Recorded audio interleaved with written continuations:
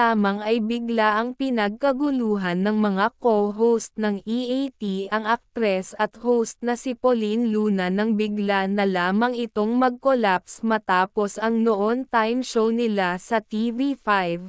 Lubos na pag-aalala ang naramdaman ng mga cast ng EAT kaya naman walang pagdadalawang isip na binuhat ni Vic Soto ang kanyang asawa papunta sa kanyang sasakyan sa parking lot. Nakaalalay naman ang iba nitong co-host. Sa pagbubuhat ni Vic Soto sa asawa ayon sa nga nakasaksi ng dalhin sa hospital si Pauline Luna ay agaran itong sinugod sa loob ng hospital at inadmit. Halos lumuhad ang asawa nitong si Vic Soto nang sabihin ng doktor na critical ang lagay ni Pauline Luna at nang dinadala nitong bata.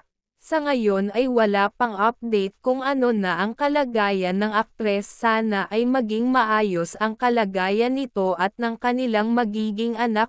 Out of view.